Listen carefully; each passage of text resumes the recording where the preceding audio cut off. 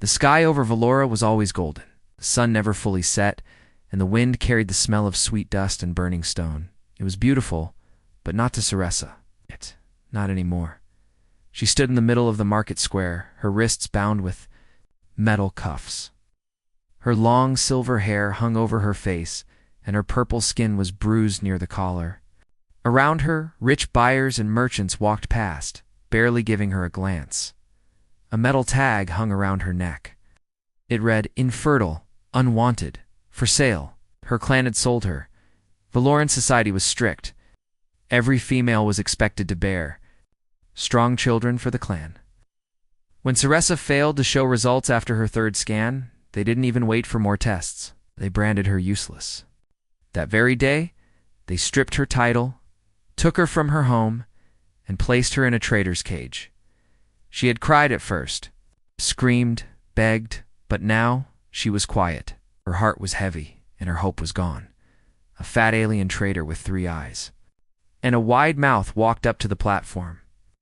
His name was Drelg, and he had bought her for the price of a broken machine. He laughed loudly as he pulled her toward his ship. "Come, pretty thing," he said in a rough voice. "You may be trash on Valora, but someone will pay well for you elsewhere. Someone always wants a servant." She said nothing. She had no strength left to fight. The ship was old and smelled like oil. There were other beings locked in cages, some crying, some sleeping, some simply staring at nothing. Draug didn't care, shoved her into a dark corner and shut the gate. Days passed, or maybe weeks, she couldn't tell. Time felt slow in the cargo hold. Then came the noise. Bang. Boom. Lights flashed red. Alarms screamed. The ship shook violently. Ceressa held onto the bars, her eyes wide with fear.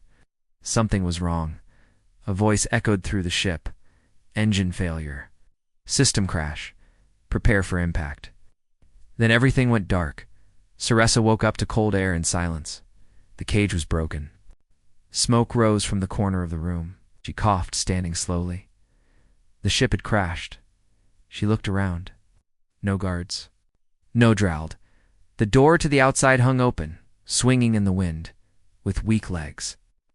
Ceressa stepped out. She found herself standing on green grass. Real grass. The sky was blue, and 2 suns were shining above. Trees moved gently in the wind, and birds chirped nearby. She wasn't on Valora anymore. Not far from the wreck, a figure was walking toward the crash site. A tall male wearing a wide-brimmed hat, simple clothes, and dusty boots. He had a beard and strong arms, and he carried a long stick that looked like a tool, not a weapon. He paused when he saw her. Ceressa took a step back, scared. The man raised one hand slowly. "Easy there," he said in a calm voice. "Not here to hurt you." She didn't understand his words fully, but his tone was soft. Not harsh like Dralg's, not cold like the buyers. He pointed to the ship, then to her. "You crash here?" he asked gently. She nodded slowly. "Anyone else with you?" he asked. She looked behind. The ship was quiet. No one else came out. She shook her head. The man frowned and looked at the sky. Clouds were moving in fast. Storm was coming.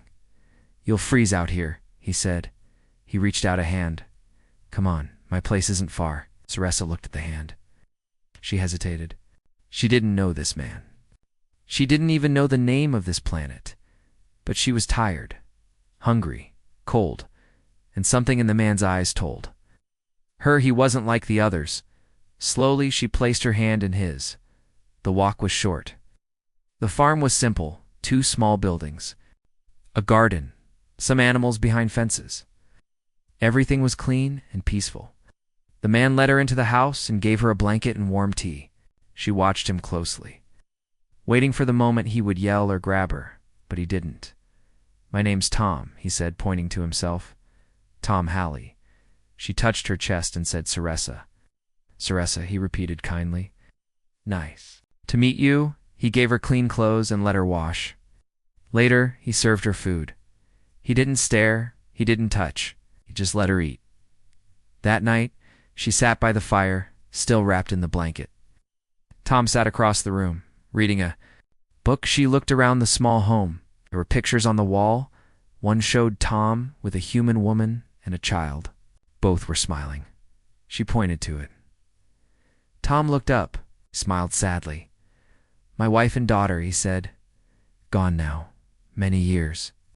Saressa didn't know the full story, but she understood pain when she saw it. They were two broken souls under one roof. Outside, the rain began to fall. Thunder rolled across the hills, but inside it was warm. For the first time in a long while, Saressa didn't feel like trash. She didn't feel like a tool, or a servant, or a mistake. She felt human. She closed her eyes and whispered, "Thank you, Tom." Morning came quietly on Elder's Reach. The sun rose above the hills, spreading golden light across the fields. Birds sang in the trees. The rain had stopped, but the ground was still wet and soft. Small puddles shimmered on the dirt path near the farmhouse. Inside the wooden home, Saressa sat on a chair near the window. She wore clean clothes, now a simple shirt and pants that Tom had given her. They were a bit loose, but soft and warm. She held a hot cup of tea in her hands and looked outside with calm eyes. For the first time in many days, she wasn't afraid.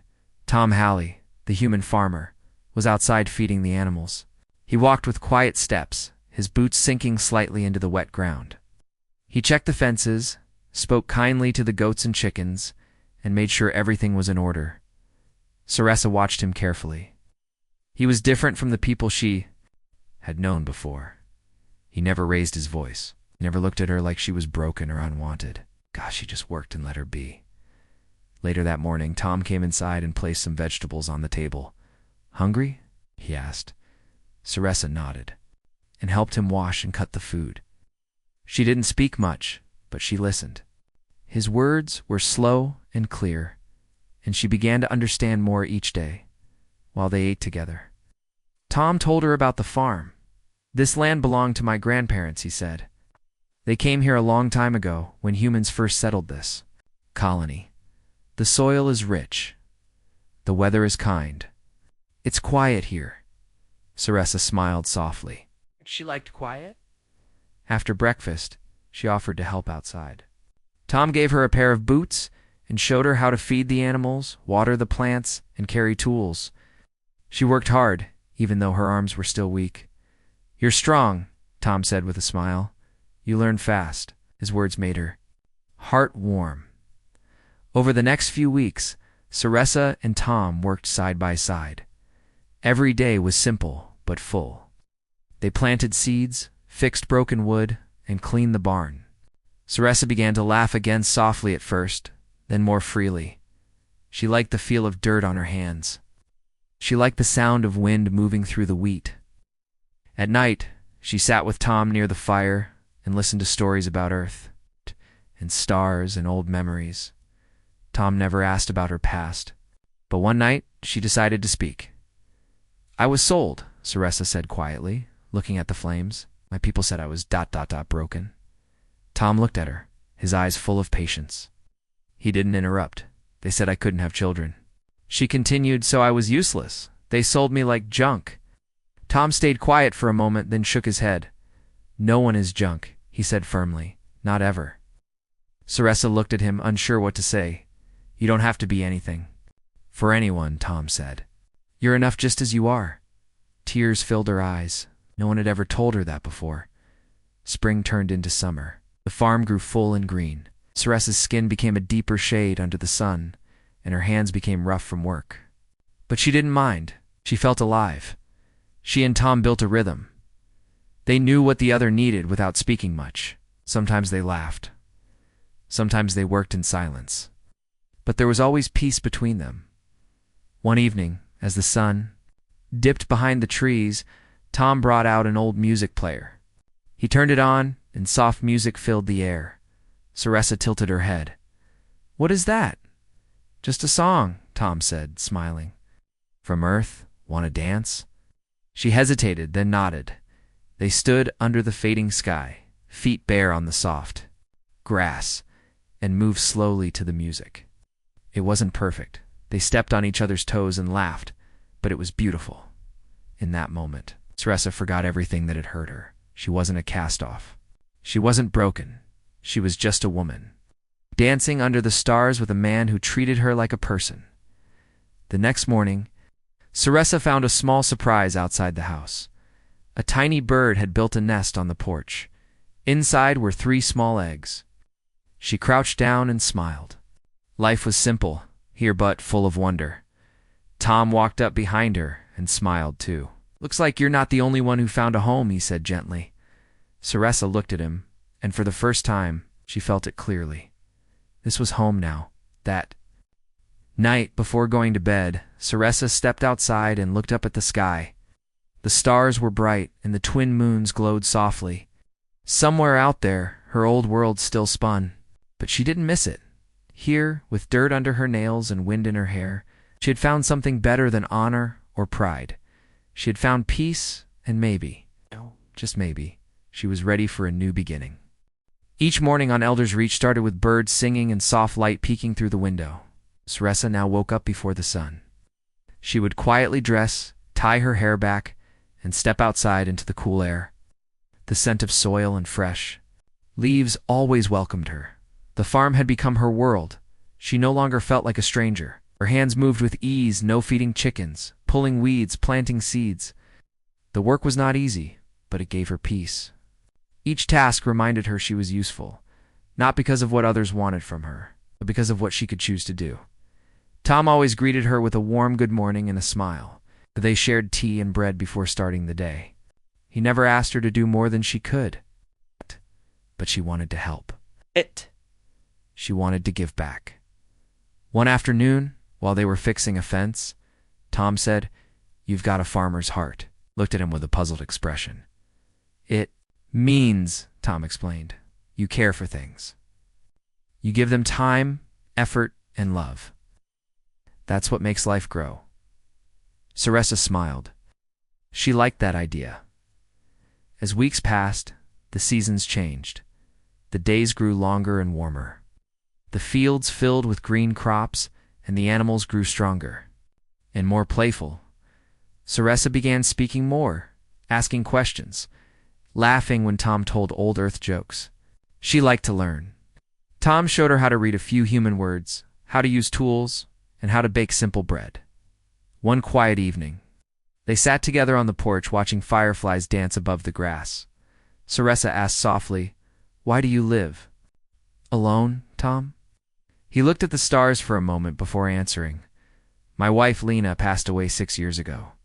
My daughter, May, left for school on another colony. She visits sometimes, but she has her own life now." "Sorry," Scifi said gently. "It's okay," Tom replied. "I've learned to live with the silence. But since you came, this place feels alive again." Scifi felt her heart warm. She didn't know how to reply, but she didn't need to. Sometimes silence was enough. A few days later, Scifi found a small animal near the barn. It was a baby goat with a twisted leg. It had been left behind by its mother and was crying softly. She lifted it carefully and brought it inside. Tom helped her bandage the leg. "You've got a soft touch," Tom said. "That little one might not have made it without you." Scifi cradled the goat and whispered something in her own language.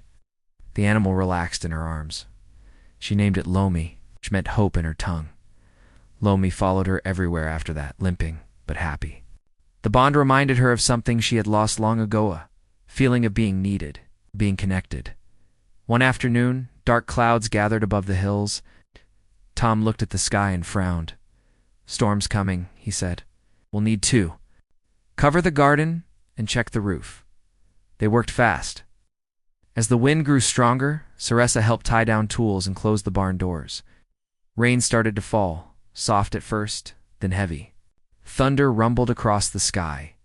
Inside the house, candles were lit. The storm outside roared, but inside there was warmth. Tom made hot soup, and they ate together by the fire. Lomi curled up near Scifi's feet. Suddenly there was a loud knock. On the door, Scifi jumped. Tom stood up quickly and opened the door, surprised to find a tall, cloaked traveler standing there, soaked from the rain. "I'm sorry to trouble you," the traveler said. My name's Egan. I found something. Or rather someone. I don't know where else to go. In his arms were two small children, wrapped in old blankets. Their skin was pale purple like Ceresa's. Their eyes were closed. One of them had a birthmark just below the next Ceresa's birthmark. Her eyes widened in shock. She stood frozen as Tom took a closer look. They look like you, Tom said softly. Egan nodded. I was a cargo pilot years ago. I carried genetic cargo for a Valoran lab. After the war, some of the samples were grown into children. These two were abandoned in a space station. I found them there. He looked at Ceresa. Are they yours? Hands shook. She stepped forward and touched one of the children's cheeks. Warm, real. I don't know, she whispered. I was told ... I couldn't have children. Tom placed a hand gently on her shoulder. Maybe they were wrong, he said. Ceresa felt tears fall from her eyes. Not from sadness, but from a deep, powerful feeling she didn't understand yet. The twins stirred in their sleep. One of them opened its eyes and looked at her. The child didn't cry. It simply reached out a tiny hand toward her. Ceresa took the hand, slowly, and held it against her cheek. She wasn't trash. She wasn't broken. She was a mother that night.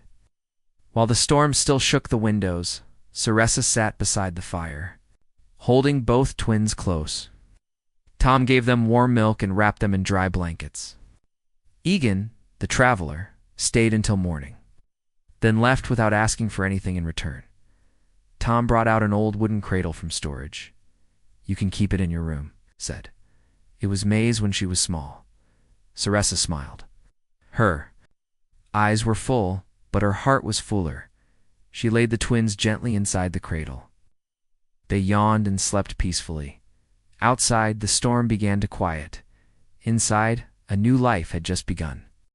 Morning light slowly entered the farmhouse. Soft sunbeams touched the wooden floor, the rocking chair, and the small cradle in the corner. Ceresa sat beside the cradle, watching the twins sleep. Their tiny hands moved gently, and their breathing was soft and peaceful. She had barely slept, but her heart was full. Every time one of the babies made a small sound or stretched their arms, she smiled. She still couldn't believe it. Two little children, part Valoran, part human, somehow part of her. Tom brought her tea and placed it beside her. He didn't speak right away, just sat beside her on the floor, close, but not too close, letting her feel safe. Finally, Ceresa whispered, I thought I could never be a mother. Tom looked at the twins. And yet here you are. I don't know how, she said. They said I was infertile. They tested me. Then they sold me. Maybe they lied, Tom said. Or maybe they didn't know? Ceresa frowned, remembering the cold lab on Valora. Remembering how they had pushed her through tests, taken her blood, her memories, her dignity. Tom gently asked, Do you want to keep them? She looked at him, surprised. I mean, he added quickly, it's your choice. I'll help. No. Matter what, but it's up to you. Ceresa looked down at the sleeping babies. One boy, one girl. The boy had tiny freckles like her. The girl had strong little fingers like Tom. They were her family now. I want to keep them, she said. They are mine. Tom nodded, his face warm with quiet joy. The next few days were busy. Ceresa and Tom worked together to make space in the farmhouse. Tom built a second cradle. Ceresa sewed small clothes using soft cloth she found in storage. The babies, who they named Leary and Wren, woke often and cried loudly. Ow. But they also smiled and grabbed fingers and kicked their tiny legs. Ceresa had never known this kind of joy. She had spent her whole life thinking she was broken. But now, when Leary grabbed her shirt or Wren rested his head on her chest, she felt whole.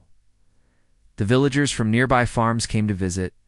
Some brought milk, some brought toys, and others brought gentle advice. No one judged her strange skin or the baby's alien faces. They only saw a new mother in need of support. They're beautiful, one old woman said, touching Wren's soft head. You're doing a good job. Ceresa felt shy but happy. She had never been part of a real community before. Now, she felt like she belonged. One evening, as Ceressa rocked Leary in her arms, Tom spoke softly beside her. "You know," he said, "I used to feel like my life had already ended." She looked at him. "After Lena died," he continued, "and May left, I thought I'd just grow old alone. Nothing more to look forward to. Just work and silence." Ceressa touched his hand gently. "But then you came. You brought life with you. And now, these little ones. They've brought laughter." Ceressa smiled. "You helped me when I was lost. You gave me a home." Tom looked into her eyes, gave it meaning again. He didn't need to say more. The bond between them had grown strong slowly, like the trees in their garden. But strong.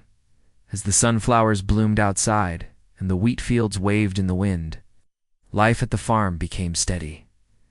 Ceressa woke early each day, fed the twins, and worked alongside Tom. They took turns caring for the babies. Lomi, the little goat, stayed close to the children, often napping beside the cradles. Tom carved wooden toys. Ceressa sang lullabies in her native tongue. At night, they sat under the stars, holding the babies and watching the sky. One night, Tom said, "Maybe someday we can build a small house nearby, just for you and the twins.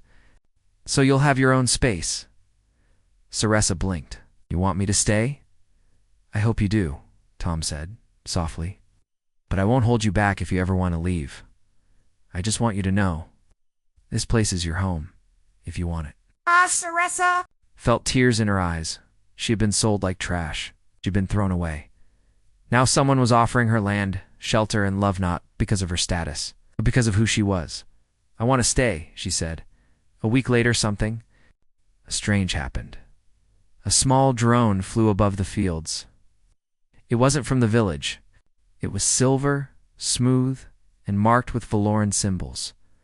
Ceressa saw it first. Her eyes widened in fear. Tom noticed her reaction.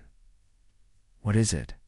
"It's from my world," she whispered. "They're looking for me." Oh. Tom gently picked up Ren and gave Leary to Ceressa. "Let's go inside. We'll figure it out." They watched the drone fly away, heading into the hills. That night, Ceressa didn't sleep well. She held the twins close, heart racing. Were they coming for her? For the children? She remembered how her clan had treated her like a broken object. What if they now wanted the children? What if they saw them as valuable? Tom sat beside her. "If they come," he said, "they won't take you or the kids. I promise." Ceressa looked into his eyes and believed him. Still, her past was coming closer. She could feel it, but this time she would not run. This time she had something to protect. The next few days passed in silence, but it was not the peaceful kind. It was the kind that comes before a storm. Ceressa moved quickly around the house, keeping her twins close. She didn't let them out of her sight. She checked the windows. Twice, she locked the doors at night. She smiled for Tom, but her heart was heavy.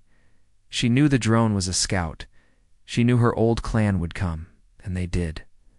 One quiet morning, as the fog was lifting from the fields, a strange hum filled the sky. Tom stepped out of the farmhouse and looked up. His face turned serious. A Valoran ship was descending just beyond the wheat fields, sleek and silver, with the same cruel symbols Ceressa remembered from long ago. The ship landed without warning, pushing dust into the air. Birds scattered sears. Saw. Held her babies tightly. Tom walked inside. "They're here." She nodded. "They will not ask. They will try to take." Tom Took a deep breath. "Then they'll see what humans do when someone threatens their home." News spread fast. By the time the sun rose high, 7 human farmers stood beside Tom. Men and women from the nearby village, strong, silent, and loyal. Some held tools, some had old hunting rifles. None had fear in their eyes. "We may not have big weapons," said old Farmer Reese, holding a metal pitchfork, "but we don't let people steal from our neighbors." Tom looked at Ceressa. "You stay inside with the children. We'll talk to them first." Ceressa wanted to argue, but one look at her sleeping twins reminded her what mattered most now. She gave Tom a long look. "Be careful." He gave a small smile, Always. 3 Valoran officers stepped out of the ship. They were tall, cold-eyed, and wore shiny armor. One of them, a female with sharp features, stepped forward. "I am Commander Valen of House Terrasi," she announced. "We have tracked property of our clan to this place." Tom crossed his arms. "There is no property here, only people. Do not waste words. Human," she said sharply. "We come for the female Saressa. She belongs to us, and the children. 2, they carry our blood." "She belongs to no one," Tom replied, "and neither do the children." The commander frowned. "She was sold as infertile. She carries stolen genetic material. These children are the property of our science division. Return them more face punishment." Tom stood firm, can threaten, but we won't give them up. Behind him, the other farmers stood tall, ready. Commander Valen looked around and laughed coldly. "You think a few dirt farmers can stop a warship?" Tom didn't flinch. "You don't need to stop a warship. Just need to make it clear we won't be bullied."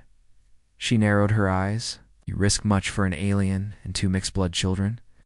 Tom stepped forward, voice steady. "That alien saved my life. Those children brought joy back into this home. And if anyone tries to harm them, they'll find the soil here is red for a reason." Velen turned to her officers. "We will take them by force." But before they could move, a loud alarm beeped from her wrist device. She looked down, confused. The ship behind her, powered down, its lights flickered, its engines stopped humming. Tom gave a small nod. "You think we don't know how to protect our land? That's your first mistake?" Saressa had silently come outside, holding Leary and Ren close. She looked straight at Valen. "You abandoned me. You called me broken. But these children are proof you were wrong." Valane's eyes widened. "You don't understand, Saressa. They are important. We need them." "No," Saressa said clearly. "You only need power. You only care about blood and control. But these babies are not experiments. They are my children, and I am their mother." The other villagers stared in quiet awe. Saressa stood tall, her voice strong. "I was sold like trash. But I found something better than your house, your rules. I found love. I found family." Valen said nothing. "You want to take them?" Saressa said. "Then take me too, but I won't go quietly, and you'll have to answer to all of them." She nodded to the farmers. Tom stood beside her now. Valen looked around. Her ship was offline. The humans were united. Her mission was failing. Finally, she turned away. This isn't over. She and her officers returned to the ship. A few minutes later, it lifted off slow and weak. Whatever Tom had done to its systems had worked. When the ship disappeared into the clouds, the farmers cheered. Saressa looked at Tom. "How did you stop their ship?" Tom smiled. "Let's just say I used to build satellite jammers. Before I became a farmer." She laughed, the sound full and bright. Later that night, the farmhouse was warm and peaceful. The twins slept safely, and the air outside was calm. Saressa stood beside the window, holding Leary in her arms. Tom stood beside her with Ren. "You saved us," she whispered. "No," Tom said. "We saved each other." Saressa looked into his eyes. "They'll come again." "Maybe," he replied. "But they'll never take you. Not while I'm here." She nodded. "I believe you." The stars shone bright above the farm. In the middle of the field, Lomi the goat bleated softly, as if singing a song of peace. Inside the home, Saressa finally allowed herself to relax. She was no longer afraid. She was strong. She had a voice. She had a family. And now, she had a place to protect. The days after the standoff passed quietly. Sky above Elder's Reach returned to soft blue, and the wheat field swayed gently in the summer wind. The Valoran ship had disappeared beyond the horizon, leaving behind only dust and a deep sense of victory. Saressa stood on the porch of the farmhouse, holding a basket of fresh vegetables. The air smelled of earth and flowers. Inside the house, Leary and Ren giggled as they played with wooden toys. Their tiny voices filled the air with joy. Every morning now, Saressa woke with purpose. Her days were full feeding the twins, baking bread, tending to the crops, and walking hand in hand with Tom through the rows of green plants. Life was not easy, but it was honest. It was hers. She was no longer afraid. One morning, Tom brought out a set of wooden boards and a few tools. "What? Are you building?" Saressa asked. Tom smiled. "Something for you?" He began placing the boards near the edge of the garden. Where a patch of empty land waited, Saressa watched as he hammered, sawed, and shaped. The children sat nearby with Lomi the goat, curious, but quiet. By the end of the week, the boards had become a small house, simple but strong. It had one room, a wide porch, and a roof that caught the golden sun just right. Tom placed a sign above the door. It read, "Saressa's Place." She stared at it, speechless. "You deserve something of your own," Tom said. "A space for you and the kids. No one will ever take it away from you." Saressa walked slowly through the doorway. The walls smelled of fresh wood. The floor was smooth beneath her feet. She could see the sunrise from one window in the garden. From the other, she turned to Tom. "I never thought I'd have something like this." Tom gently said, "You didn't just find a home here, you built it." That night, they all had dinner together under the stars. The table was full bread, roasted vegetables, fresh fruit, and sweet tea. The twins sat in their small chairs, laughing and making a mess with their food. Saressa looked around and smiled.